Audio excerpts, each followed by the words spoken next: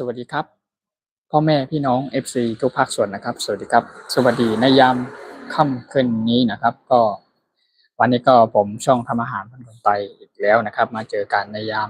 ช่วง2 ทุ่มครึ่งกว่านะครับ2 ทุ่มครึ่ง2 ทุ่ม 40นะครับจากโดยปกติแล้วผมจะมาในช่วงเวลา5 ทุ่ม 5 ทุ่มครึ่งเที่ยงคืนใช่ไหมครับแต่วันนี้ก็มาในเวลาวุยหน่อยนะครับสวัสดีบอกมีพี่น้อง FC ชาว FC ทั้งหลายทุกท่านทุกคนแล้วก็พี่น้องทุกภาคส่วนนะครับพี่น้องทุกชนเผ่าและพี่น้องต่างประเทศต่างถิ่นต่างแดนนะครับพี่น้องต่างประเทศและต่างเชื้อชาตินะครับและไม่สูงกูก็ค่ะไม่สูงพอไม่พี่น้องคนไทยแหละชาวไทยใหญ่เอากูก็กูคนค่ะเนาะไม่สูงค่ะในยามทำขึ้นในนะครับเนาะก็เข้ามาในวันเป็นวันเสาร์นะครับเนาะวันที่9เดือนที่5 2026นะครับเนาะเขาก็ช่องทำอาหารพื้นบ้านคนใต้หรือว่าช่องไปเฮ็ดข้าวผัดนั่นนะครับเนาะข้าก็ที่ป้าปอมพี่น้อง FC ทุกท่านทุกคนที่มาขึ้นไลฟ์สดผ่านทางช่องทำอาหารปันคนใต้ของเขาที่มาอุบอูหลัดต่อพูดคุยทักทายกันนะครับเนาะก่อนที่เฮาที่ไปหลับไปนอนกันนั่นนะครับเนาะแล้วก็สำหรับพ่อแม่พี่น้อง FC ชาวไทยของเราทุกท่านทุกคนนะครับโดยเฉพาะพี่น้องชาวต่างประเทศนะครับวันนี้ผมทำช่องทำอาหารปันคนใต้นะครับผมมีเมนูหรือว่ากับข้าวอร่อยๆนะครับสำหรับเมนูพื้นบ้านพี่น้องคนใต้ชาวใต้เฮานะครับนั่นก็คือเรียกว่าข้าวเหลืองนะครับข้าวเหลืองก้อนครับพี่น้องครับข้าวเหลืองก้อนนี่ก็คือ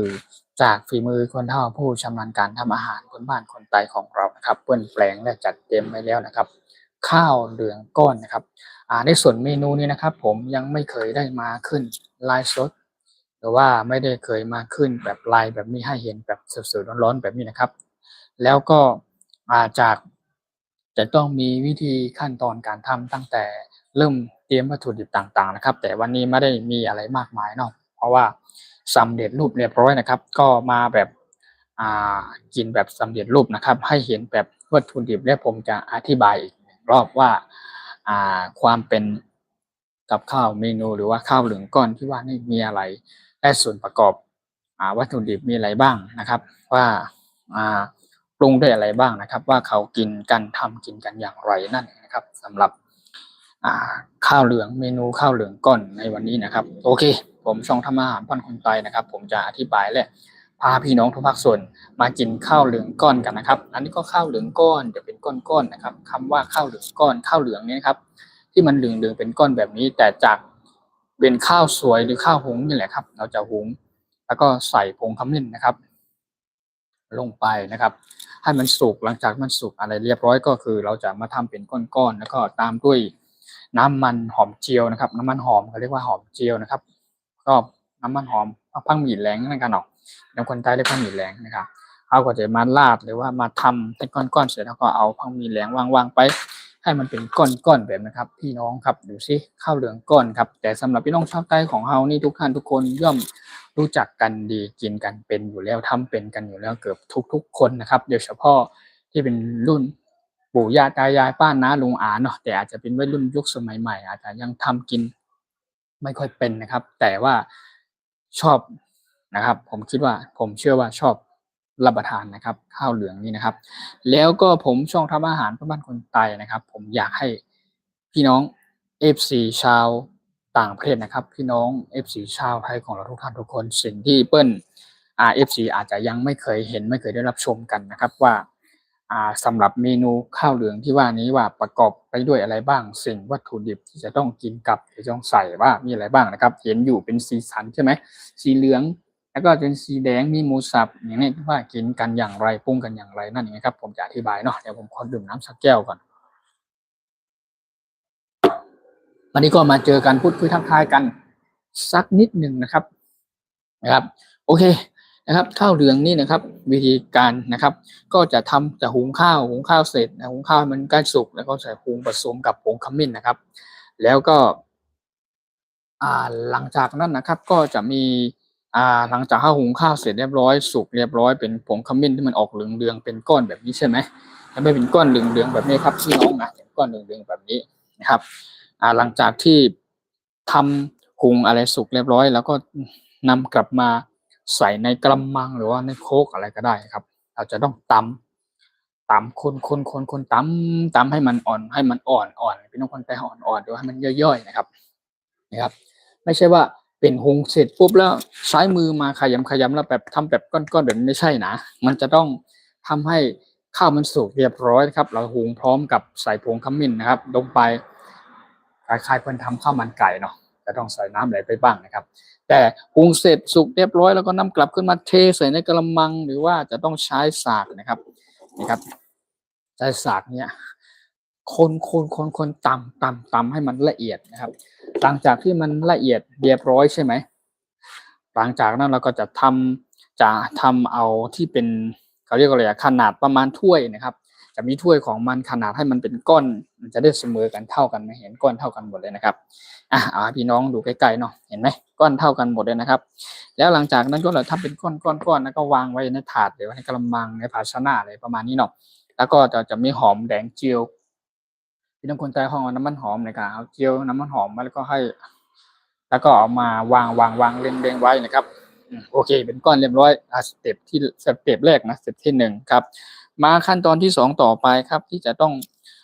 ปรุงด้วยอะไรบ้างนะครับมีซอสนะครับจะใช้ซอสแบบมะเขือเทศนะครับพี่น้องนะครับอันนี้เป็นซอสมะเขือเทศครับเราจะใช้มะเขือเทศประมาณจาก1 ถึง 10 ลูกนะครับเราจะล้างมะเขือเทศเสร็จแล้วก็เราจะซอยหั่นนะครับให้มันย่อยๆแล้วก็เราก็จะไปอุบมะเขือเทศไปผัดหรือไปคั่วไปอุบนั่นแหละไปผัดให้มะเขือเทศมันย่อยสุกเรียบร้อยนะครับเรามีทั้งหมูสับนะครับมีมะเขือเทศมีหมูสับอันนี้เขาเรียกว่าซอสสำหรับที่จะราดลงไปบนข้าวเหลืองก้อนนี่นั่นเองนะครับพี่น้องชาวไทยของเรารู้จักกันอย่างดีทุกท่านทุกคนแต่ผมอยากจะอธิบายให้กับพี่น้อง FC ที่ส่วนต่างประเทศนะครับแล้วก็พี่น้อง FC ชาวไทยของเราทุกภาคส่วนที่เปิ้ลอาจจะยังไม่เคยเห็นไม่เคยได้รับชมแบบนี้นะครับนั่นก็คือเรียกว่าข้าวเหลืองก้อนนะครับกำลังอธิบายอยู่เนาะเข้ามาครับโอเคแล้วก็หมูสับนะครับหมูสับแล้วก็มะเขือเทศนะครับมีเมล็ดงาขาวนะครับตามด้วยวัตถุเครื่องปรุงเกลือชูรสน้ำตาลอะไรว่าไปผงรสดีน้ำมันหอยแล้วว่าไปก็ใส่ลงไปเนาะคั่วก็ทำเป็นหมูสับแบบนี้นะครับเนี่ยเป็นซอสหมูสับนะครับแล้วก็จะมีไอ้ต้นหอมผักชีนะครับซอยนะครับสำหรับที่จะใส่ลงไปนะครับแล้วก็มีน้ำมันหอมน้ำมันก็หอมเจียวใส่อีกทีนึงค่ะเรียกค่อยปรุงรสปรุงเครื่องเนาะก่อนที่ผมจะรับประทานนะตอนนี้ผมขออธิบายก่อนนะครับแล้วก็หลังจากนั้นก็ถ้าเป็นก้อนเสร็จใช่ไหมผมจะพาทุกท่านทุกคนพาพ่อแม่พี่น้องมากินกันได้เลยนะครับเอาเป็นว่าผมจะกินสัก2 ก้อนเนาะนี่มันเป็นก้อนๆแบบนี้ใช่ไหมพี่น้องคนใต้เรียกว่าข้าวเหลืองนะครับข้าวเหลืองก้อนนะครับบอกคล้ายๆแบบขนมใช่ไหมขนมไข่ขนมไข่ไม่ใช่นะเป็นข้าวเหลืองนะครับพี่น้องคนใต้เรียกข้าวเหลืองแล้วก็ใส่ลงไปในนี้เลยครับพี่น้องใส่ลงไปในนี้เลยนะครับจัดไปหลังจากนี้นะครับผมก็จะต้องเนี่ยใช้อันเนี้ยซอสมะเขือเทศนะครับเนี่ยซอสมะเขือเทศนี่นะครับอันนี้เป็นซอสมะเขือเทศซอสแบบใช้หมูสับครับเมล็ดงาขาวนะครับปรุงเครื่องปรุงรสต่างๆนะครับแล้วก็ราดลงไปครับราดลงไปข้าวเหลืองนี่นะครับราดลงไปข้าวเหลืองนะครับแล้วก็มีต้นหอมผักชีที่เขาหั่นซอยไว้เรียบร้อยนะครับอันนั้นเป็นวิธีการปรุงเครื่องปรุงรสแล้วก็กินเนาะอย่างไรนะครับแล้วในซอสมะเขือเทศมันเป็นอย่างไรมันจะออกเค็มหรือเปรี้ยวหรือจืดอย่างไรแล้วก็ชิมดูอีก1 รอบก่อนอาจจะจืดนิดนึงนะถ้าเราต้องการปรุงเครื่องปรุงรสเพิ่มเติมอยู่อย่างไรนะครับก็จะมีพริกที่เป็นพริกเม็ดนี่ก็ได้นะครับหรือว่าจะเติมเป็นพริกป่นก็ได้นะครับพริกป่นใส่ลงไปนิดหนึ่งโอเคนะครับแล้วก็หลังจากนั้นก็เราจะเติมด้วยเกลือนิดหน่อยนะครับแต่ว่าในนี้เราก็เติมเกลือเติมอะไรเรียบร้อยแต่ว่าอาจจืดเนาะสำหรับคนที่ชอบกินเค็มผมก็ชอบกินเค็มอยู่ครับแล้วก็เติมเกลือป่นลงไปนิดหนึ่งนะครับพี่น้องโอเคก็นิดหนึ่งแล้วก็จะมีทางผงชูรสนิดหน่อยนะครับพี่น้องผงชูรสนิดหน่อยผงชูรสนิดหน่อยพอไม่ต้องใส่ไม่ต้องเติมเยอะนะครับเติมต้นหอมผักชีนิดหน่อยพริกใช้พริกป่นนะครับ ราดซอสลงไปอีกนิดหนึ่งมันจะแห้งไปแล้วก็มีน้ำมันหอมนะครับน้ำมันหอมก็คือเป็นหอมแดงเจียวนั่นเองครับเดี๋ยวขออนุญาตนะเดี๋ยวแป๊บนึงผมจะอ่านคอมเมนต์นะครับแต่ตอนนี้ผมขออนุญาตอธิบายเรื่องการปรุงเครื่องปรุงรสให้กับพี่น้อง FC ทุกท่านทุกคนได้รับชมได้เห็นกันแบบอย่างชัดเจนเนาะว่ามันเป็นอย่างไรนั่นนะครับอันนี้เป็นน้ำมันหอมนะครับเป็นหอมแดงเจียวนั่นแหละนะครับเจียวเขาเรียกว่าน้ำมันหอมเป็นคนแต่เรียกน้ำมันหอมเนาะโอเคหลังจากนี้เราก็ราดน้ำมันหอมลงไปไม่ใช่น้ำมันหอยนะคือน้ำมันหอมครับเขาเรียกหอมแดงเจียวนั่นเองครับปิดฝาไว้ก่อนเนาะตกโอเคสำหรับข้าวเหลืองนะครับสำหรับข้าวเหลืองในวันนี้นะครับนี่ครับเป็นก้อนๆแบบนี้นะครับอันนี้ปรุง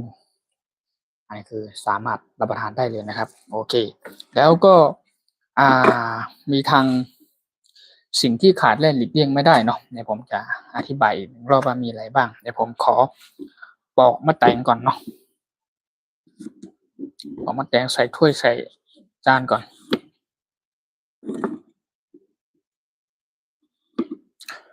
เดี๋ยวผมอ่านคอมเมนต์นะครับเดี๋ยวรอแป๊บหนึ่งครับพี่น้องครับรอแป๊บขออนุญาตปอกมะแตงแป๊บหนึ่งครับแตงก็กรอบๆนะครับโอ้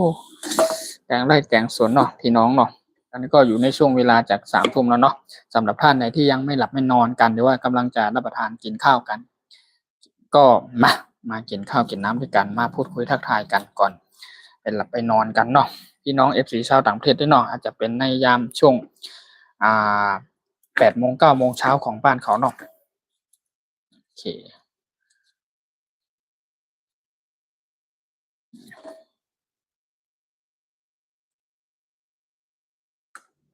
อุ้ยโ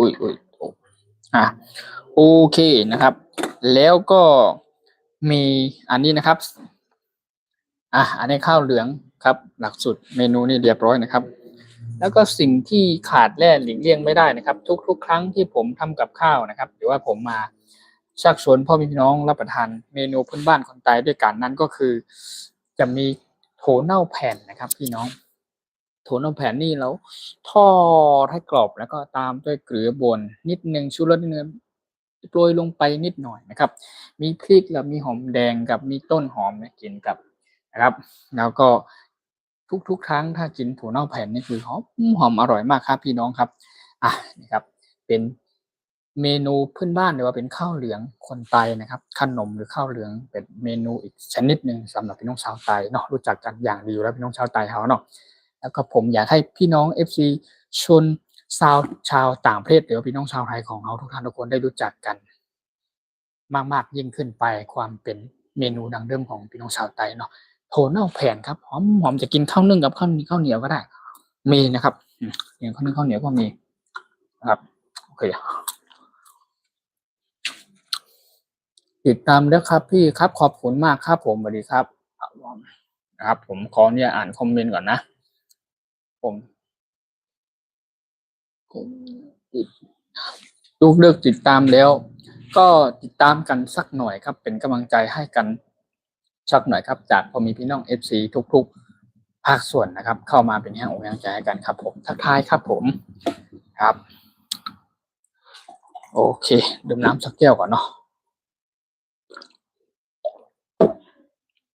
มากินข้าวเหลืองกันครับพี่น้องนะครับก็วิธีรับประทานก็ประมาณนี้ครับเบื้องต้นคร่าวๆเนาะข้าวเหลืองอืมอร่อยมากครับ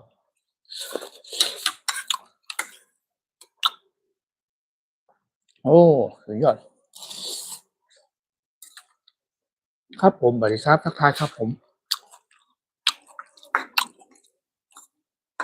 หิวข้าวขนาดไหนพี่น้องตอนนี้มีกี่ก้อนมี2 ก้อนเนาะ2 ก้อน3 4 5 6มี7 ก้อนนะครับ7 ก้อนนี้ว่ามันจะหมดไหมว่ามันจะอร่อยมากน้อยแค่ไหนผมจะกินให้พ่อแม่พี่น้อง FC ทุกท่านทุกคนได้เห็นได้รับชมกันนะครับว่ามันอร่อยมากน้อยมากแค่ไหนข้าวเหลืองคนไตนะครับกินกับถั่วเน่า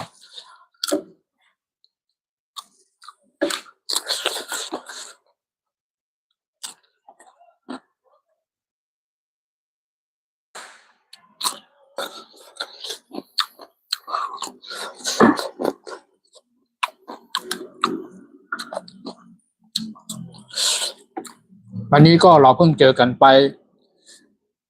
ในช่วงเวลาประมาณเที่ยง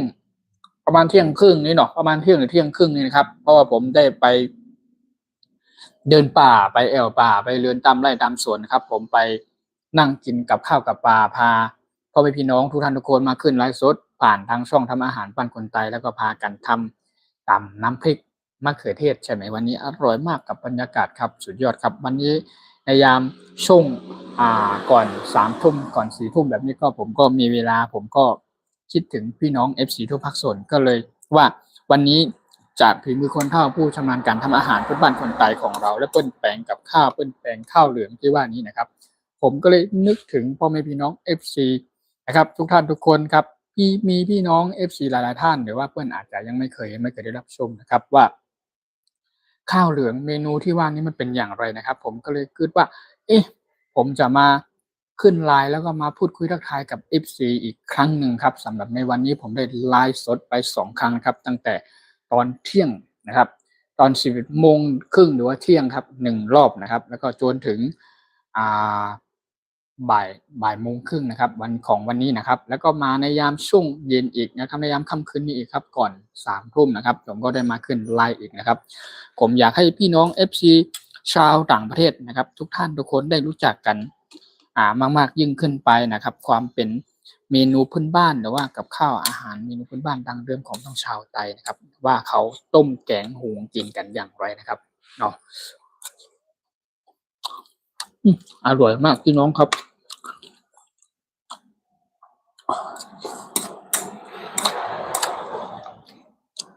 หิวข้าวจนสั่นเนี่ย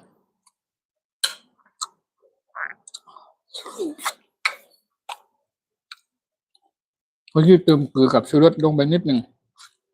ตอนนี้เอาละชิมไปนิดหนึ่ง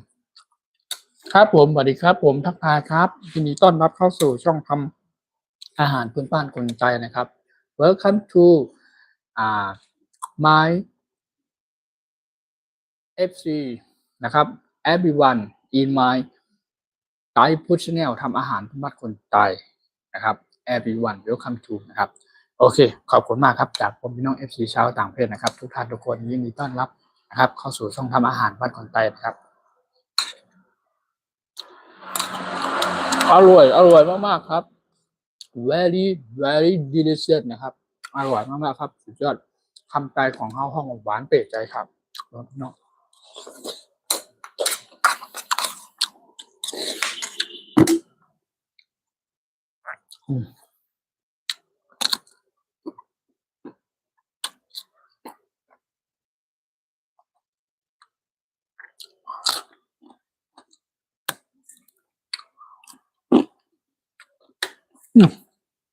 ผมเล่าในวันไปจ้ะ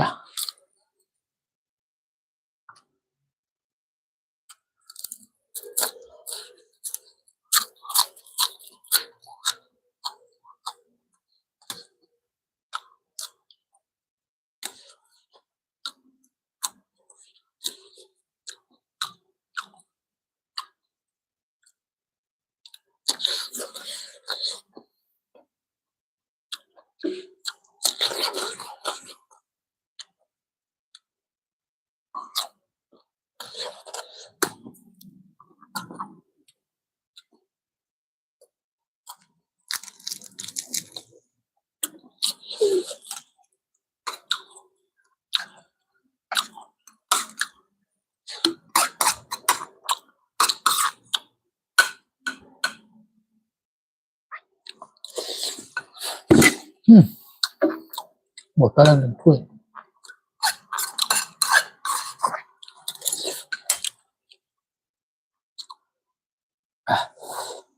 เพิ่มอีกเนาะ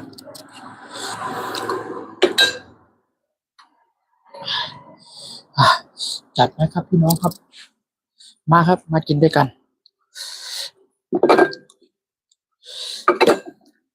ตอนนี้เราจะเติมแค่ต้นหอมผักชีแล้วก็ราดด้วยซอสมะเขือเทศหมูสับนะครับแค่นั้นก็พอละ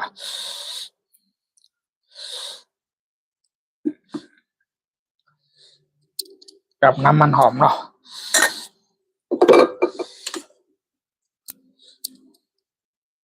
โอ้สุดยอดครับพี่น้องครับสุดยอดครับมาครับพี่น้องเอฟซีทุกภาคส่วนทุกท่านทุกคนนะครับอันนั้นก็เป็นน้ำมันหอมนะครับอ่ะหอมเจียวครับน้ำมันหอมนะครับหอมเจียวไม่ใช่น้ำหอมนะไม่ใช่น้ำหอมนะคือน้ำมันหอมครับหอมเจียวนะครับอ่ะราดลงไปพริกไม่ใส่แล้วคราวนี้เผ็ดละจะกินกับเนี่ยจะกินกับพริกนี่ก็ได้นะครับโอเคจัดไปพี่น้องครับมาข้าวเหลืองครับข้าวเหลืองครับข้าวเหลืองก้อนนะครับโอ้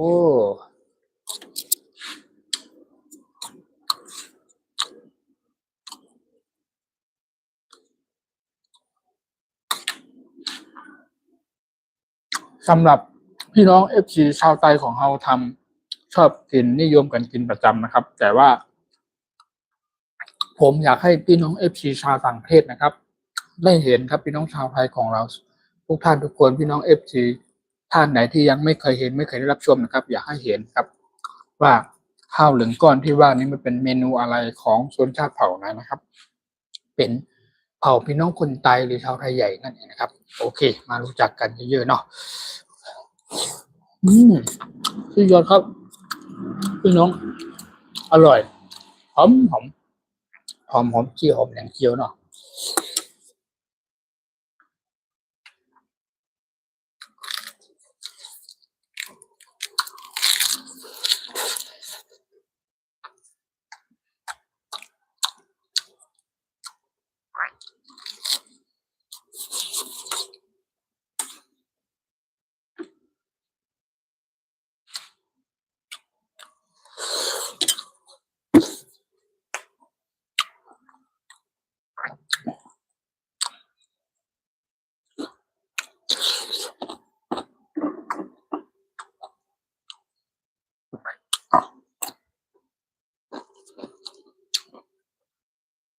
อร่อยมากครับพี่น้องครับ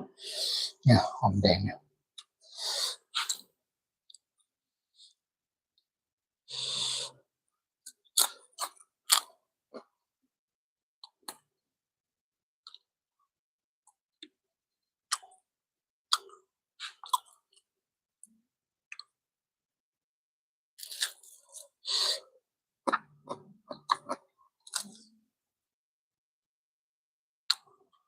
อืมสุดยอดครับพี่น้องครับอร่อยมากหิวมากมากมาตอนนี้ก็เป็นก้อนที่ก้อนที่สี่แล้วนะก้อนที่สี่แล้วเมื่อกี้นับรู้มี7 ก้อนใช่ไหม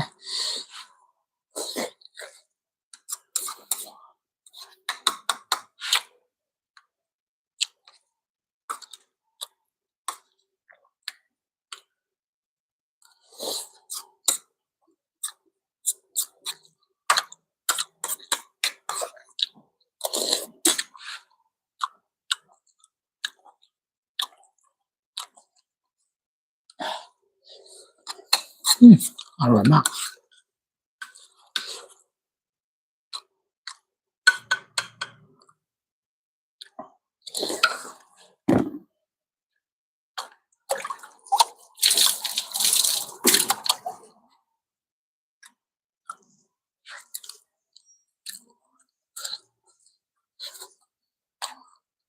ขอบคุณครับขอบคุณจากการกดไลค์กดแชร์กดติดตามคอมเมนต์ทักทายเข้ามานะครับ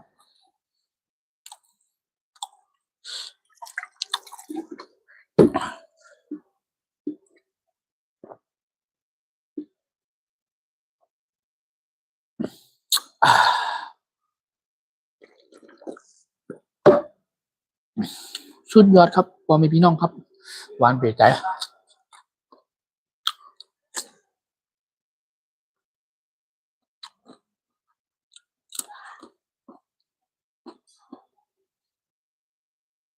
หวานเปรี้ยวใจนี่ก็แปลว่าอร่อยมากๆนะครับพี่น้องครับ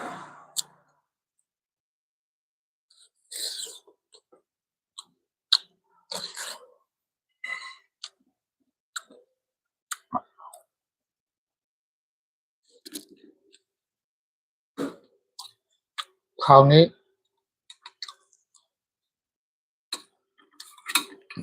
โอ้โห นี่ครับพี่น้องครับ7 ก้อนนะครับพี่น้อง7 ก้อนข้าวเหลืองครับ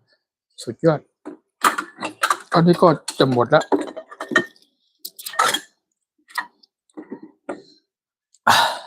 สุดยอด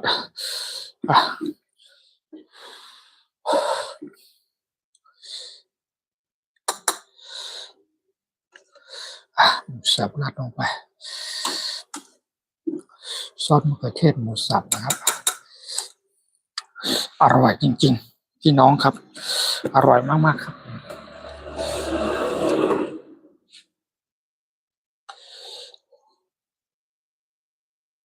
มาครับทุกท่านทุกคนครับมากินกับข้าวเมนูพื้นบ้านคนไทยด้วยกันนะครับหรือว่าเรียกว่าข้าวเหลืองก้อนข้าวเหลืองนี้ครับมาครับพี่น้องครับ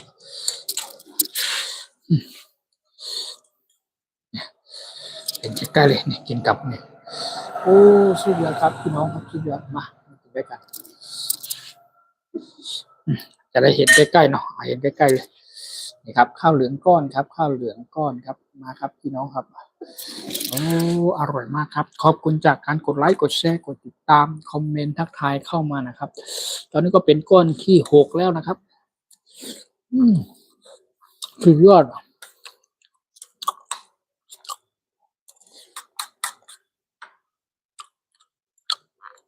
โอ้อร่อยมากๆ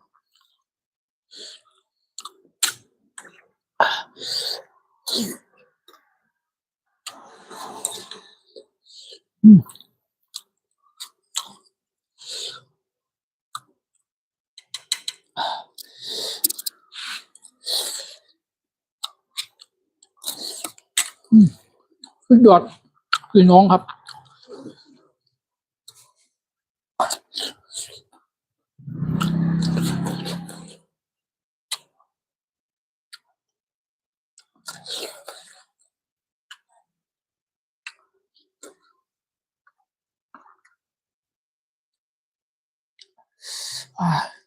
สุดยอด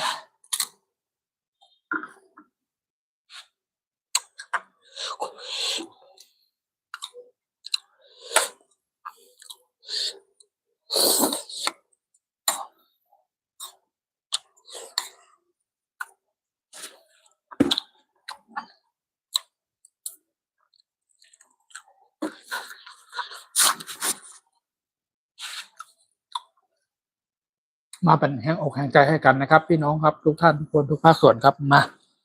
มากินน้ำกันเนอร์ครับพี่น้องท่านทุกคนครับข้าวเหลืองครับข้าวเหลืองพี่น้องคนใต้เรียกข้าวเหลืองพี่น้องโซนภาคอื่นผมไม่แน่ใจว่าเรียกว่าเมนูอะไรนะครับแต่สำหรับพี่น้องชาวไทยหรือพี่น้องคนไทยใหญ่นะครับคือพระชานนะครับจะเรียกว่าข้าวเหลืองนั่นเองครับข้าวเหลืองก้อนนะครับสุดยอดอร่อยเปรใจครับพ่อแม่พี่น้องอร่อยเปรใจหรือว่าหวานเปรใจนั่นนะครับหวานเปรใจแปลว่าประมาณว่าอร่อยมากๆครับทุกท่านทุกคนนะครับแล้วก็ขอบคุณจากพี่น้อง FC ทุกภาคส่วนนะครับทางพี่น้องโซนภาคใต้ก็ดีภาคกลางก็ดีภาคเหนือของเฮาก็ดีนะครับหรือพี่น้อง FC จากอ่าโซนภาคอีสานนะครับหรือว่าพี่น้องทุกๆส่วนเผ่านะครับแล้วก็พี่น้องชาวใต้หรือพี่น้องคนใต้เฮากูก็กูโกนขนาดยินดีรับตอนไหนยิ่งโจมขอบใจอย่างนำที่เข้ามาปั่นบันแหงเขากดไลค์กดแชร์กดติดตามบันเขาในของไต้เฮ็ดเขาพักในการออกหรือว่าช่องทำอาหารบ้านคนไต้นั่นนะครับก็สำหรับพี่น้องคนใต้เขาก็เฮ็ดกินปันเฮ็ดเป็นกูก็กูโก้นนำว่าเต็มยิ่งเต็มใจน้องยิ่งของใจกูก็กูโก้นเต็มเล็กเต็มใหญ่เต็มหนุ่มเต็มเท่าก็กินกันเป็นอยู่แล้วนิยมกันกินประจำอยู่แล้วเนาะข้าวเหลืองนะครับตามด้วยซอสมะเขือเทศหรือว่ามะเขือซุมอ่องหมูสับนะครับเนาะแต่ว่าผมจึงอยากจะให้พ่อแม่พี่น้อง FC ชาวไทยของเราทุกท่านทุกคนและพี่น้องโซนชาติอื่นนะครับหรือว่าพี่น้องทาง FC จากทางโซนยุโรปนะครับหรือว่าพี่น้องชาวต่างชาตินะครับอยากให้เปิ้ลหรือว่าอยากให้เขาได้มารู้จักกันเยอะๆนะครับการทำเมนูพื้นบ้านคนไทยนะครับการทำข้าวเหลืองนะครับก้อนนี้ว่ากินกันเตรียมกันอย่างไรนะครับจะต้องใช้เวลานานมากน้อยแค่ไหนหรือว่าการจัดเตรียมวัตถุดิบต่างๆนะครับวิธีการขั้นตอนการทำนั่นเองนะครับว่ามันใช้เวลา มากน้อยแค่ไหนแล้วก็ผมก็ได้มาวางบนถาดบนโต๊ะนะครับขึ้นไลฟ์ให้พ่อแม่พี่น้อง FC ได้เห็นได้รับชมกันแบบนี้ผมก็อธิบายไปด้วยนะครับขอบคุณมากๆครับผมขอบคุณจาก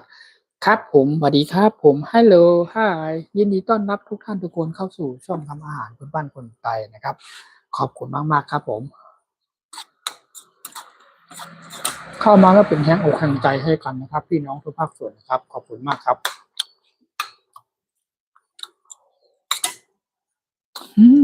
สุดยอดก้อนที่6แล้วนะครับนี่ก้อนสุดท้ายแล้วสุดยอดสวัสดีครับผมเชฟคนหล่อครับผมสวัสดีครับผมยินดีต้อนรับทุกท่านทุกคนครับ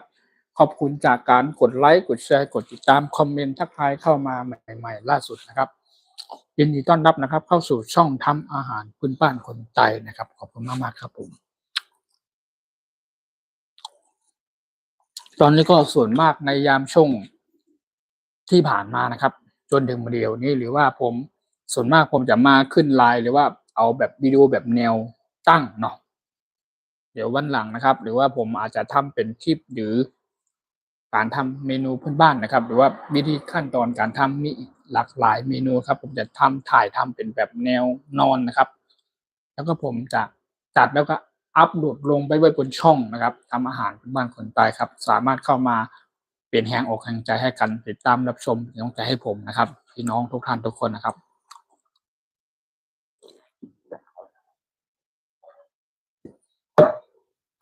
สุดยอดเมืองใต้ในการคำใต้แปลว่าสุดยอดเมืองใต้แต่ว่าสุดยอดเมืองใต้แปลว่าหมายถึงว่ามันคือความอร่อยนะครับความอร่อยนะครับความอร่อยความเป็นเอกลักษณ์นะครับของเมนูดังเดิมนะครับหรือว่าอ่า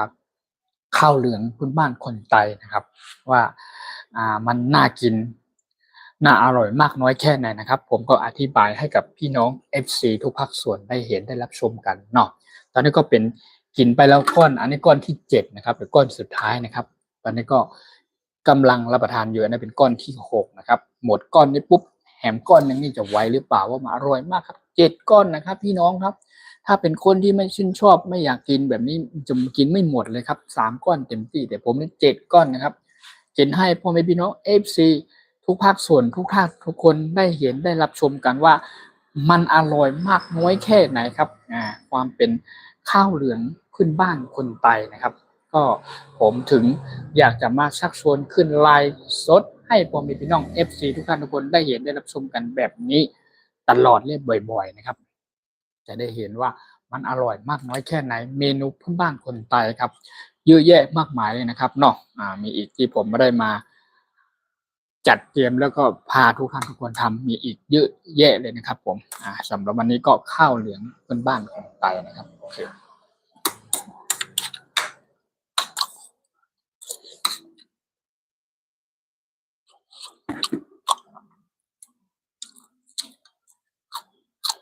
ก็จะเพิ่มอีกก้อนเน้นหนักไม่ไหวแล้ว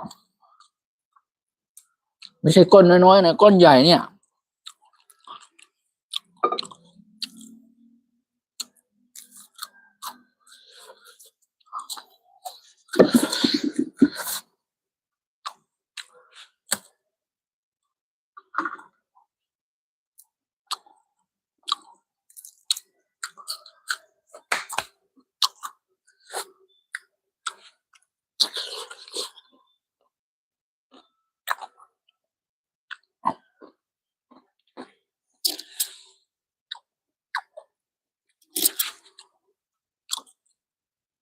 ขอบคุณมากๆครับผมขอบคุณครับ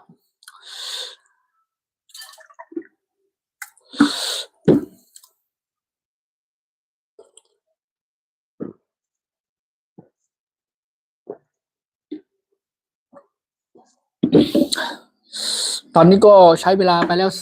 34นาทีนะครับพี่น้อง FC ทั้งหลายนะครับทุกท่านทุกคนนะครับก็ยังอยู่ยังเป็นกำลังใจให้กันอยู่ครับ30กว่า40กว่าท่านนะครับ50ท่านอัพขึ้นมาเป็นทั้ง60 70 80 90สัก100นะครับขอกำลังใจจากพี่น้อง FC ทุกท่านทุกคนครับแล้วก็ขอบคุณมากๆครับที่เข้ามาเยี่ยมชมนะครับเสียสละเวลาเข้ามาเยี่ยมชมเป็นกำลังใจให้แล้วก็ติดตาม แล้วก็เป็นแรงอกแรงใจให้ผมนะครับขอบคุณจากพี่น้อง FC ทั้งที่ติดตามผมแล้วก็ดีครับที่เพิ่งเข้ามาใหม่ก็ดีนะครับหรือว่าพี่น้อง FC ท่านอื่นเพิ่นอาจจะยังไม่เห็นขึ้นผ่านหน้าจออะไรอย่างนี้ครับที่เพิ่นเข้าเพิ่นเห็นเพิ่นก็แวะเข้ามารับชมให้นะครับก็ขอบคุณมากๆครับขอบคุณจากใจจริงๆครับทุกๆกำลังใจย่อมมาจาก FC พ่อแม่พี่น้องทุกภาคส่วนนะครับเหมือนเปรียบเสมือนคนอ่าย่างหรือว่าก้าวขึ้นบันไดนะครับบันไดขั้นแรกขั้นที่2ขั้นที่3ครับต้องมีขั้นแรกก่อนหรือถึงขั้นที่2ที่3ที่4ที่5ที่6ที่7แล้วก็ที่10นะครับเพราะฉะนั้นจากยกตัวอย่างจากผู้ติดตามหรือว่าจาก FC พ่อแม่พี่น้องที่เปิ้ลเข้ามาเยี่ยมชมและติดตามให้ผมตั้งแต่คนแรกนะครับคนแรกคนที่2จนถึงคนที่3ที่4ที่5ที่10 20จน50จน100เป็นพันนะครับก็จะต้องมี FC จากหลายๆท่านแล้วก็อย่างที่ผมเคยเล่าให้ฟังนะครับไม่เพียงแต่ว่าทำเสร็จเรียบร้อยปุ๊บปั๊บผมมาพาทุกท่านทุกคนรับประทานกันได้เลยนะครับหรือไม่ก็จะเป็นคลิปอัปโหลดตัดต่อนะครับบางท่านหรือว่า FC หลายท่านเพิ่นอาจคิดว่าเป็นคลิปจากเอไอหรือเปล่าตัดต่อหรือเปล่าไม่ใช่คลิปจริงเสียงจริงหรือเปล่านะครับอย่าไปคิดแบบนั้นครับผมช่องจริงนะครับเสียงจริงนะครับทำจริงนะครับพูดจริงนะครับเอามาให้พ่อแม่พี่น้อง FC ทุกท่านทุกคนได้รับชมกันได้เห็นกันจริงนะครับนั่นครับคือตัวตนของผมเสียงจริงของผมนะครับช่องจริงของผมนะครับช่องทำอาหารพื้นบ้านคนไทยนะครับเอไอคำว่าเอไอไม่มีนะครับทุกคลิปทุกวิดีโอในทำอาหารบ้านคนไทยช่องของผมนะครับมีแต่ตัวจริงเสียงจริงนะครับความตั้งใจจริงนะครับอยากจะพูดคุยทักทายกับ FC พ่อแม่พี่น้องจริงนะครับอยากจะให้ทุกท่านทุกคนได้มารับชมได้เห็นกันบ่อยๆจริงๆนะครับแล้วก็กับข้าวเมนูดังเดิมนะครับผมเป็นคนที่รักวัฒนดังเดิมแล้วก็รักเมนูดังเดิมนะรักในความเป็นเอกลักษณ์ความเป็นพี่น้องคนไทยนะครับพี่น้องชนชาติเผ่าพี่น้องชาวไทยนั่นนะครับก็เลยไม่ว่าจะเป็นเมนูอะไรต่างๆที่เกี่ยวกับเมนูพื้นบ้านคนไทยนะครับผมก็ถึงจะพยายามหรือว่าจะหามานะครับมาขึ้นไลฟ์นะครับหรือว่ามาจัดเตรียมนะครับมาอธิบายแล้วก็มาพูดคุยนะครับมาให้กับพี่น้องพ่อแม่พี่น้อง FC ทุกภาคส่วนนะครับพี่น้องชาวไทยของเราทุกท่านทุกคนนะครับหรือโดยเฉพาะพี่น้อง FC ชาวต่างประเทศนะครับผมอยากให้ได้รู้จักนะครับความเป็นพี่น้องคนไทยเฮานะครับความเป็นเมนูดังเดิมของชาวไทยใหญ่นั่นนะครับว่าเขากินกันอย่างไรต้มแกงหุงอย่างไรนั่นนะครับอยากให้ทุกท่านทุกคนได้มารู้จักกันเยอะๆมากๆยิ่งขึ้นไปนะครับพ่อแม่พี่น้องทุกท่านทุกคนนะครับยังไงก็ขอบคุณมากๆครับขอบคุณจากการกดไลค์กดแชร์กดติดตามนะครับ follow ให้ผมนะครับ thank you so much thank you for my FC everyone thank you for you help me นะครับ thank you for you like นะ thank you for you follow for me นะครับ my FC everyone นะครับขอบคุณมากๆนะครับก็สำหรับในยามค่ำคืนนี้นะครับก็เป็นวันเสาร์นะครับก็อยู่ที่ช่วงเวลา3:19 นาทีแล้วนะครับก็อีกสักระยะสักแป๊บสักพักหนึ่งผมจะขออนุญาตลงไลน์ขอตัวลาไปก่อนวันนี้ก็ผมมาขึ้นไลน์ตั้งแต่ตอนช่วงกลางวันช่วงบ่ายๆเนาะ1รอบอันนี้มารอบที่2นะครับนั่นแหละครับไม่ว่าจะทำกับข้าวกับปลาเมนูอย่างไรนะครับสำหรับเมนูพื้นบ้านคนไทยนะครับผมก็พยายามนึกถึงคิดถึงพี่น้อง FC ของผมในช่องทำอาหารพันคนไทยทุกท่านทุกคนที่ติดตามแล้วก็หรือที่ยังไม่ติดตามผมแล้วก็ไม่เป็นไรนะครับแต่ว่าผมอยากให้ทุกท่านทุกคนผมอยากจะมาโชว์ให้พี่น้อง FC ทุกภาคส่วนพี่น้องชาวต่างชาติโดยเฉพาะพี่น้องชนต่างประเทศนะครับได้เห็นได้รับชมกันนะครับเมนูพื้นบ้านคนไทยที่ว่านี้การจัดเตรียมการทำการปรุงเครื่องปรุงรสการเตรียมวัตถุดิบว่ามันใช้เวลามากน้อยแค่ไหนนั่นนะครับผมก็เหนื่อยมากน้อยแค่ไหนผมก็ยอมแต่ผมมี FC จากพ่อแม่พี่น้องทุกภาคส่วนคอยเข้ามาเป็นแรงบันดาลใจครับเป็นพลังบวกเป็นแรงอกแรงใจครับเป็นพลังผลักดันในการทำคลิปทำช่องของผมต่อไปนะครับถึงแม้ว่าจะเริ่มจากศูนย์เล็กๆน้อยๆนะครับผมก็เชื่อว่าผมอ่สักวันหนึ่งนะครับคิดว่าอาจจะมีพี่น้อง FC หลายๆท่าน ทั่วโลกนะครับแต่ว่าทุกท่านทุกคนทุกภาคส่วนไม่ใช่ไม่เพียงแต่ว่าโซนประเทศไทยของเราอย่างเดียวนะครับพี่น้องโซนต่างประเทศด้วยนะครับเพราะว่าตอนนี้ผมก็คิดว่ามี FC จากพี่น้องโซนต่างประเทศด้วยนะครับที่เข้ามาเป็น FC ของผมอยู่นะครับแล้วก็ในวันภาคข้างหน้านะครับผมคิดว่าผมหวังว่าจะมี FC ของพี่น้องหลายท่านทุกท่านทุกคนทุกภาคส่วนที่เปิ้นอยากรู้เกี่ยวกับเมนูพื้นบ้านคนไทยนะครับหรือว่าชง วัฒนธรรมดั้งเดิมของพี่น้องชาวไทยชาวไทยใหญ่ของเรานะครับอยากให้ทุกท่านทุกคนใน FC หลายๆประเทศเพื่อนอาจจะเข้ามา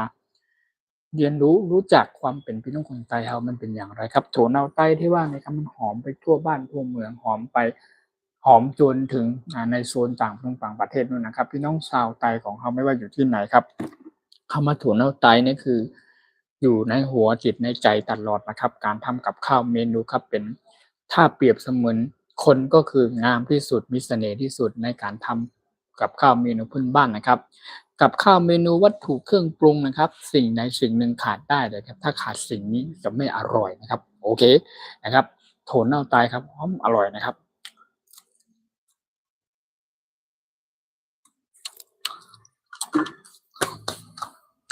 หวานเป็ดได้ครับพ่อแม่พี่น้องทุกคนขาดใหม่สูงพี่น้องเจ้าคือใต้เขา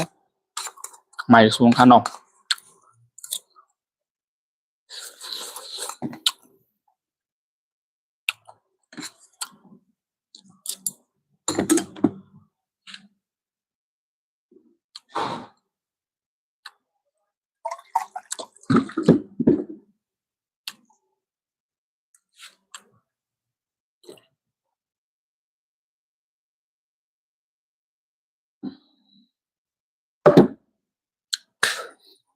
ขอบคุณมากๆครับผมขอบคุณครับขอบคุณจากพี่น้องเอฟซีทุกภาคส่วนนะครับ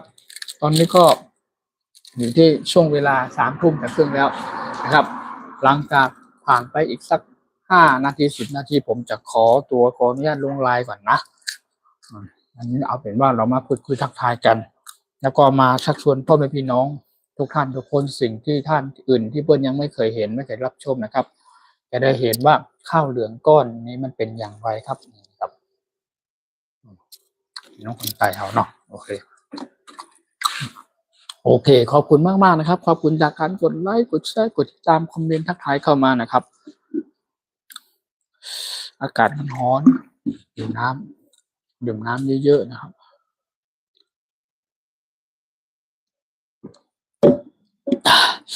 โอเคเนาะสำหรับวันนี้เนาะผมจะขออนุญาตลงไลน์ก่อนนะไว้มาพูดคุยทักทายเจอกันใหม่ในวันถัดไปนะครับวันนี้ก็มาไลน์ขึ้นไลน์2 รอบละนะครับวันถัดไปก็จะผัดไปประมาณวัน2 วัน3 วันอะไรว่าไปค่อยว่ากันเจอกันอีกครั้งหนึ่งครับถ้าผมมีเวลาผมก็พยายามจะมาขึ้นไลฟ์สดบ่อยๆนะครับมาพูดคุยทักทายกับพี่น้อง FC ทุกภาคส่วนบ่อยๆนะครับครับผมสวัสดีครับผมครับสวัสดีครับขอบคุณมากครับจากการกดไลค์กดแชร์กดทักทายคอมเมนต์เข้ามาครับสวัสดีครับผมสวัสดีครับพี่พลอยจ้าโอ้ยินดีต้อนรับจากพี่พลอยอีกแล้วนะครับเข้ามาเป็นแรงอกแรงใจให้กันจำได้ครับจำได้ขอบคุณมากครับผมกดไลค์ให้แล้วนะครับขอบคุณมากครับจากการกดไลค์กดแชร์กดติดตามให้เป็นกำลังใจให้ผมนะครับขอบคุณมากๆครับผมช่องทำอาหารคนบ้านคนไทยช่องนี้นะครับขอบคุณมากๆขอบคุณจากพี่น้อง FC ทุกภาคส่วนนะครับทุกกำลังใจของผมนะครับย่อมมาจากพี่น้อง FC ทุกภาคส่วนครับขอบคุณมากๆครับผมก็ไม่ได้เป็นคนดังอะไรมาจากใดนะครับผมก็เริ่มจากที่เป็นแบบเหมือนมดตัวน้อยๆเล็กๆค่อยๆไต่ขึ้นนะครับประมาณนี้นะครับอร่อยไหมครับอร่อยมากครับสำหรับอ่า FC จากพี่พลอยหรือว่าน้องพลอยเนาะประมาณนี้ครับก็เพิ่งเข้ามาเนาะว่ามันเป็นเมนูอะไรใช่ไหมผมขออธิบายอีก1 รอบนะครับนี่ก็เป็นเมนูวันนี้นะครับเป็นข้าวเหลืองนะครับข้าวเหลืองก้อนเป็นเมนูหรือว่าเป็นของกินขนมของกินก็แล้วกันเป็นกับข้าวเมนูเพื่อนบ้านพี่น้องคนไทยหรือชาวไทยใหญ่นั่นเองนะครับข้าวเหลืองก้อนนะครับวัตถุดิบอะไรต่างๆนะครับผมก็ได้อธิบายอะไรลงไปแล้วว่าปรุงด้วยอะไรบ้างนะครับความอร่อยนี่คือสุดยอดเลยครับผมสำหรับท่านใดที่เปิ้ล ชอบเมนูพื้นบ้านโซนภาคถิ่นอื่นๆหรือว่าอาหารพื้นบ้านนะครับหรือว่าโดยเฉพาะเป็นเมนูพื้นบ้านที่ทุกคนไทยชาวไทยใหญ่ของเราเนาะ รัชฉานนั่นเองนะครับ FC หลายๆท่านหรือว่าโดยเฉพาะพี่น้องชาวชนชาวต่างประเทศก็อาจจะเข้ามาดูคลิปหรือวิดีโอว่าการจัดเตรียมปรุงเครื่องปรุงรสหุงแกงต้มอย่างไรนะครับก็อาจจะมีอยู่เนาะก็ดูตามคลิปตามวิดีโอนะครับมีทุกวิดีโอทุกเมนูที่ผมได้อัปโหลดลงไปที่ผมได้มีหลักการสอนวิธีขั้นตอนการทำก็มีเยอะแยะมากมายครับวิดีโอนะมีทั้งวิดีโอความยาวความสั้นนะครับแล้วก็มีทั้งแนวตั้งแนวนอนนะครับแต่ส่วนมากผมมาขึ้นไลฟ์สดบ่อยๆนะครับอยากให้ผมมีพี่น้อง FC ทุกท่านทุกคนอย่างที่ผมเล่าให้ฟังหรือผมเคยกล่าวบอกไว้ว่าผมช่องจริงเสียงจริงตัวจริงนะครับไม่ดัดแปลงไม่ใช้อะไรมาช่วยทางนั้นนะครับก็ไม่ใช่ AI นะเอาเป็นว่าตัวจริงเสียงจริงคนจริงทำจริงตัวตนจริงนะครับโอเคถ้ามีโอกาสพี่พออยากไปเที่ยวเชียงใหม่ครับเชิญเลยครับผมถ้ามีโอกาสครับเชิญขึ้นมาโซนภาคเหนือทางโซนเชียงใหม่เนาะครับอากาศบรรยากาศและเห็นแบบวิวภูเขาแบบเป็นธรรมชาติพื้นป่านะครับแบบอุดมสมบูรณ์เนาะก็มีความสุขนะครับแล้วก็ภูเขาเยอะหน่อยนะครับแต่ก็ได้เห็นวิวแบบสวยๆนะครับบรรยากาศอากาศดีมากๆนะครับขอบคุณมากครับจากพี่พลอยนะครับที่เข้ามาเยี่ยมชมเป็นกำลังใจให้ผมแล้วก็เข้ามาคอมเมนต์ทักทายแล้วก็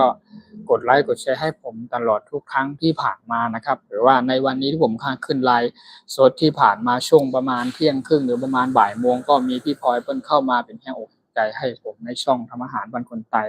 เหมือนกันนะครับยังไงก็ขอบคุณมากขอบคุณมากๆครับผมสวัสดีครับ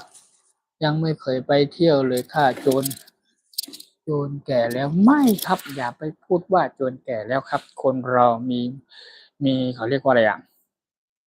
ไม่ไม่ต้องบอกว่าเราไม่มีโอกาสที่จะได้ไปคือสิ่งสิ่งนี้ที่เราคิดว่ามีความฝันมีความคิดที่อยากจะไปนะครับอยากจะไปถึงนะครับเราต้องไปให้ได้นะครับสักวันหนึ่งประมาณนี้คือต้องไปให้ได้นะครับโอเคเหมือนตัวผมเองก็เช่นกันครับผมไม่เคยคิดว่าผมจะอ่าหันมาทางช่องยูทูบหรือว่าหันมาทำช่องยูทูบแบบนี้ครับเหมือนพี่ๆชาวยูทูบทั้งหลายนะครับแต่ที่ผ่านมาเราก็เห็นแต่พี่ๆเขาเห็นแต่น้องๆพี่ๆรุ่นพี่ป้าๆลุงๆน้าๆอาๆที่เพิ่นทำกันอยู่ช่องยูทูบเบอร์ใช่ไหมผมก็ไม่เคยคิดไม่เคยฝันว่าจะมาทางแนวทางช่องนี้แต่ผมมีความรักในการทำเมนูไงมีความที่รักเมนูดังเดิมรักในการทำอาหารพื้นบ้านชอบทำเมนูอาหารกับข้าวต่างๆก็เลยแนวคิดตรงนี้มันก็เลยมาชนกันพอดีนะครับก็เลยเป็นเกิดแนวคิดความที่ว่าอยากทำช่องนั่นเองนะครับก็ประวัติความเป็นมาและความเกี่ยวพันช่องของผมทำไมถึงตั้งชื่อคำว่าช่องทำอาหารเพื่อบ้านคนไทยนะครับย้อนกลับไปดูคลิปเก่าๆแล้วคลิปที่ผมได้อัปโหลดหรือว่าไลฟ์สดไปแล้ว3-4-5 วันเป็นเดือนที่ผ่านมาครับสามารถกลับเข้าไปอยู่ย้อนหลังได้นะครับผมอธิบายประวัติความเป็นมาของช่องของผมและตัวของผมตัวตนของผมนะครับว่าเป็นอย่างไรที่ผ่านมานะครับก็มีความเกี่ยวพันข้องกับช่องนะครับคำว่าไตรพุทธชาแนลหรือว่าผมตั้งเป็นภาษาไทยตามกำกับเป็นทำอาหารพื้นบ้านคนไตนะครับแล้วก็มีภาษาพี่น้องคนไตชาวไทยใหญ่ของเขานั่นก็คือเขียนว่าเฮ็ดข้าวผัดไตนะครับเป็นตัวหนังสือพี่น้องคนไตนะโอเคขอบคุณมากครับผมสวัสดีครับเอาเป็นว่าผมจะขออนุญาตลงไลน์แล้วนะครับเอาเป็นว่าถ้ามันครบ1 ชั่วโมงแล้วกันครับตอนนี้ก็49 นาทีนะครับถ้าครบ1 ชั่วโมงเมื่อไหร่นะครับผมก็จะขออนุญาตขอตัวลาไปก่อนนะครับจะขออนุญาตลงไลน์นะครับครับผมสวัสดีครับผมทักทายครับผมสวัสดีครับขอบคุณมากครับผมครับทักทายครับสวัสดีครับ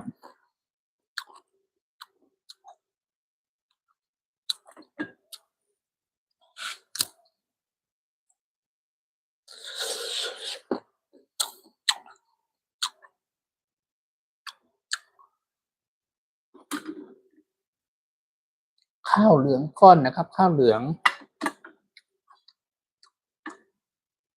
ซอสมะเขือเทศใส่หมูสับนะครับมะแตงไล่แต่งสวนนะครับถั่วเน่าแผ่นถั่วเน่าแคบถั่วเน่าทอดกรอบหอมอร่อยครับสุดยอดครับพี่น้องขอบคุณมากๆครับที่เข้ามาเยี่ยมชม เป็นกำลังใจให้ผมตลอดนะครับ ทุกครั้งนะครับ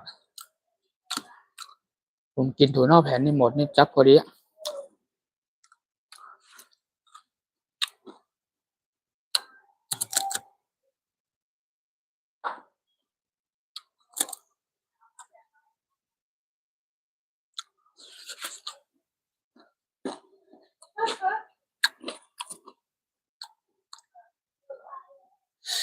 อร่อยมากครับพี่น้องครับทุกท่านทุกคน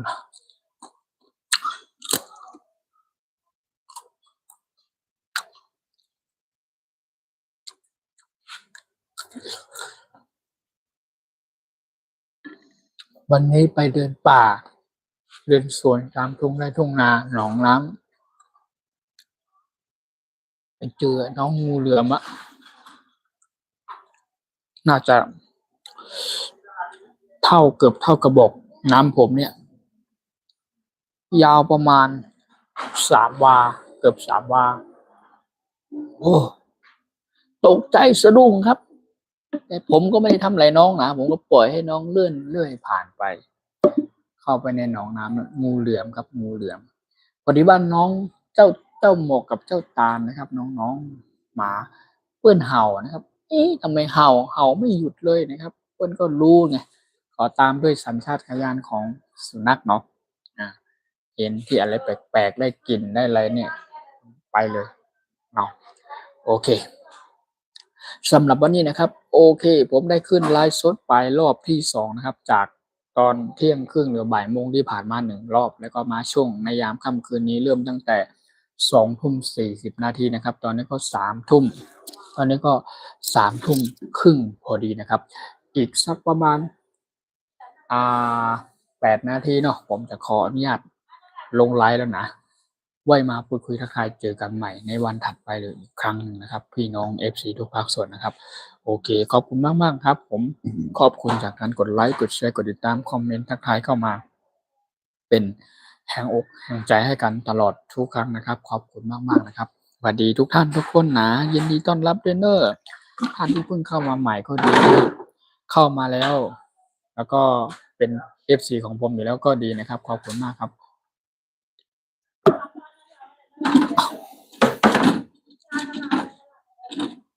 งานโอเคเนาะผมจะขออนุญาตลงไลน์ก่อนนะไว้มาพูดคุยทักทายเจอกันใหม่เนอะพี่น้อง FC ทุกท่านทุกคนนะครับขอบคุณมากๆนะครับขอบคุณจากการกดไลค์กดแชร์กดติดตามคอมเมนต์ทักทายเข้ามานะครับผมโอเคครับพี่น้อง FC ชาวต่างประเทศด้วยนะครับ Thank you so much Thank you my FC everyone Thank you for your follow Thank you for your comment Thank you so much Thank you very much Thank you bye bye นะครับ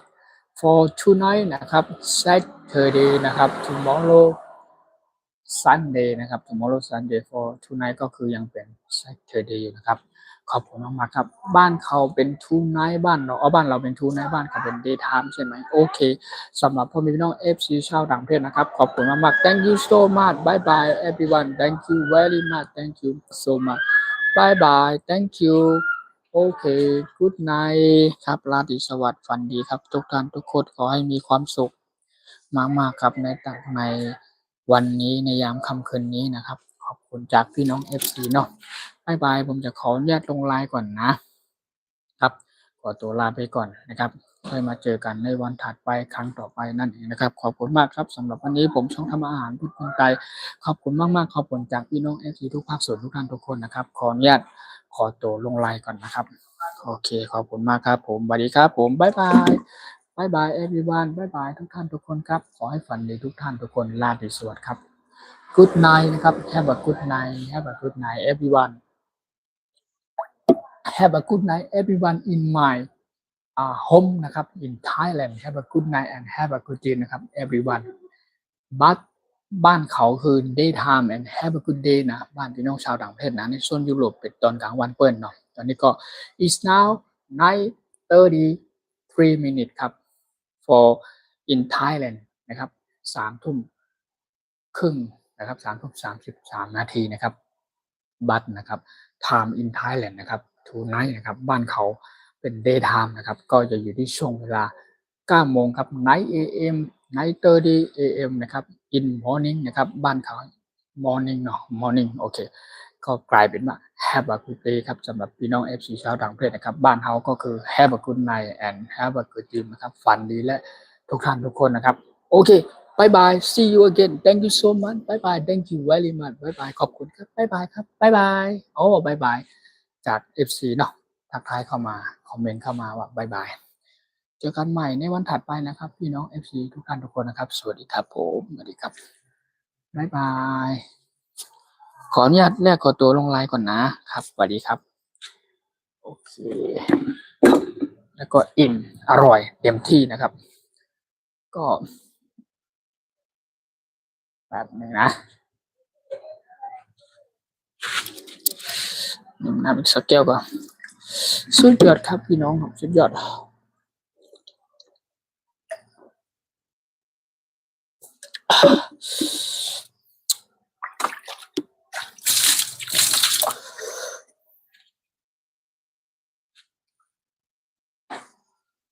บายบายขอบคุณครับขอบคุณครับอีกสักกี่วินาทีดี28 29ตอนนี้56 นาทีแล้วใช้เวลาไป56 นาทีนะครับจริงๆแล้วถ้ามันครบ1 ชั่วโมงครับเอาเป็นว่าผมจะให้มันครบ1 ชั่วโมงพอดีนะครับถ้า1 ชั่วโมงพอดีก็ตอนนี้ก็อยู่ที่3 ทุ่ม 37 นาทีก็ประมาณ3 ทุ่ม 42 นาทีครับนะครบ1 ชั่วโมงพอดีนะครับ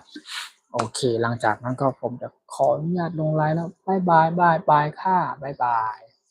ขอบคุณมากเนื่องจาก FC ที่ทักทายคอมเมนต์เข้ามานะครับขอบคุณมากๆครับผมสวัสดีครับนะครับครบ1 ชั่วโมงปุ๊บอีก3 นาทีครับผมจะขอเนี่ยลงไลน์แล้วนะขอบคุณมากครับแล้วก็อากาศมันยังร้อนอยู่เนาะโอเค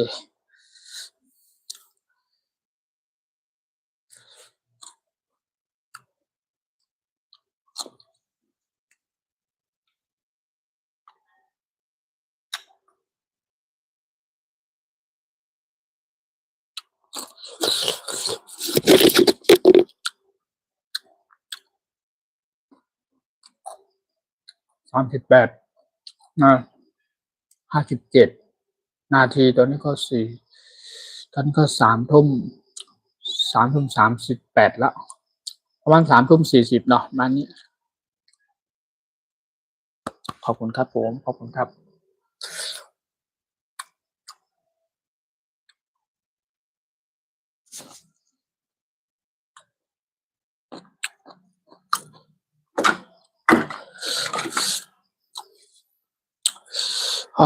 น้ำ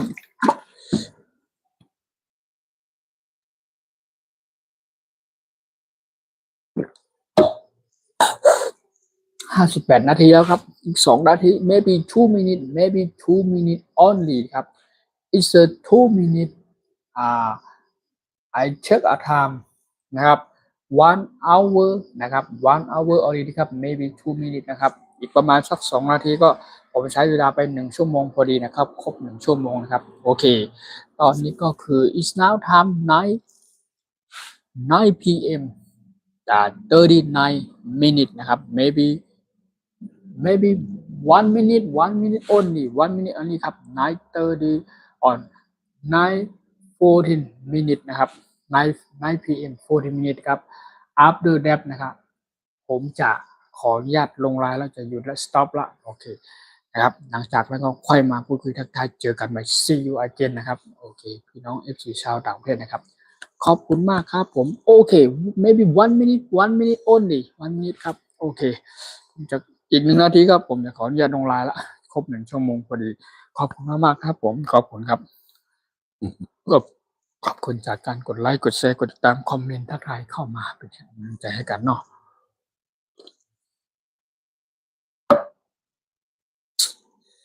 โอ้โอเคบายบายครับพี่น้องครับตอนนี้ก็ขออนุญาตขอตัวลงไลน์จริงนะครับบายบายกู๊ดไนท์ครับทุกท่านทุกคนครับราตรีสวัสดิ์ครับฝันดีทุกท่านทุกคนนะครับสวัสดีครับทุกท่านทุกคนครับ Have a good night นะครับขอบคุณครับบายบายกู๊ดไนท์ขอบคุณมากครับสวัสดีครับขออนุญาตลงไลน์ก่อนนะครับ